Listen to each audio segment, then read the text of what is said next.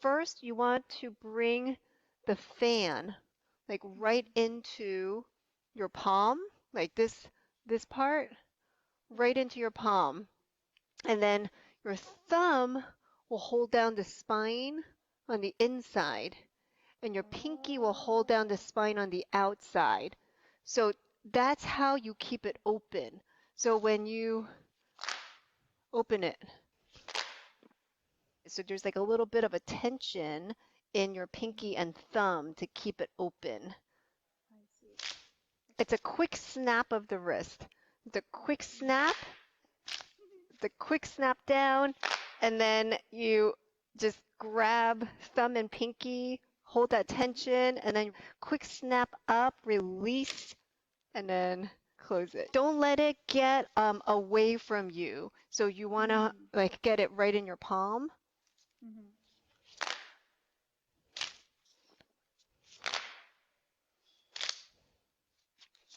Mm.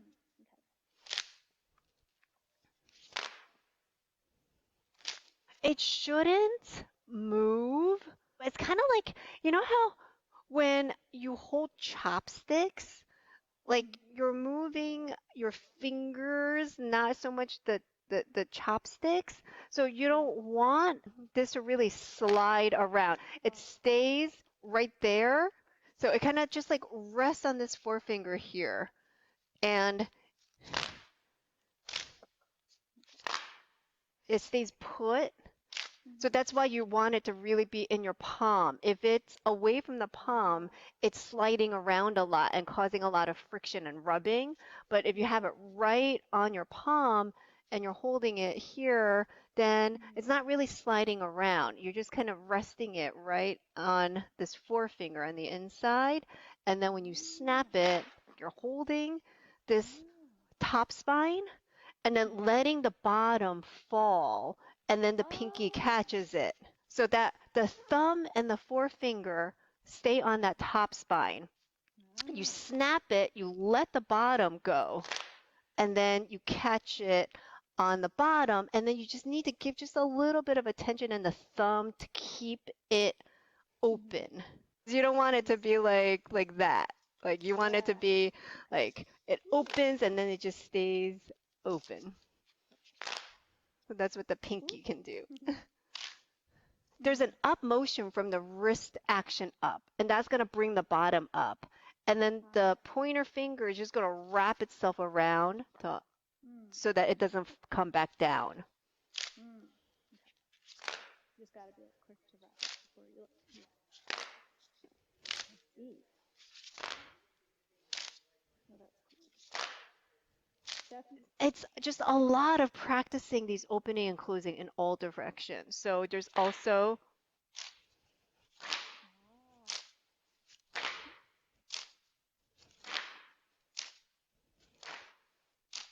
then you keep your shoulders down and relaxed.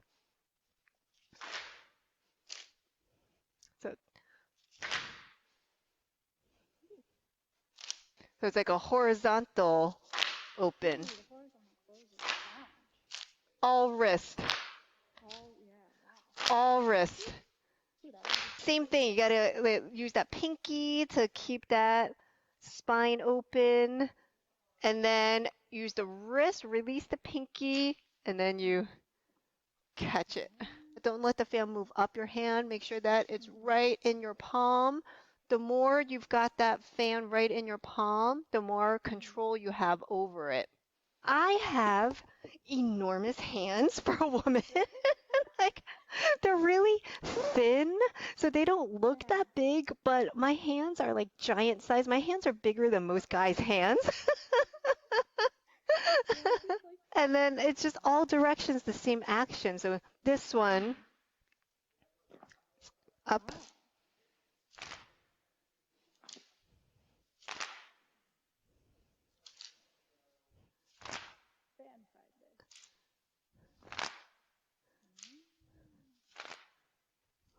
The more you keep everything still and just use the flick of the wrist, then the easier it is. So without like moving your arms, it's just a flick of the wrist up. and then a flick of the wrist like forward. Ooh, that's better. Oh yeah, this one here.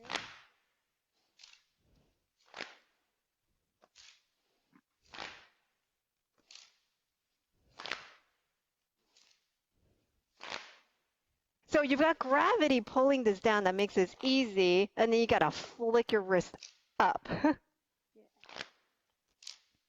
Ooh, definitely a new muscle. Those are the 4 directions that we practice to open and close the fan. It's really to start getting you to feel using the wrist. The wrist is just so important. After opening and closing, the other thing that we practice in basic movements is called the flower, where it's just letting the fan come up and then feeling it drop down, rotate, letting it come up, drop down. It's like the feeling of the up and then it's the fall and then rotate.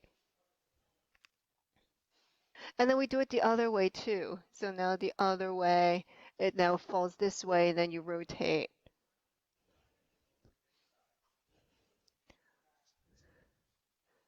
Let this just fall down and then this is you got to really let that wrist relax and come around.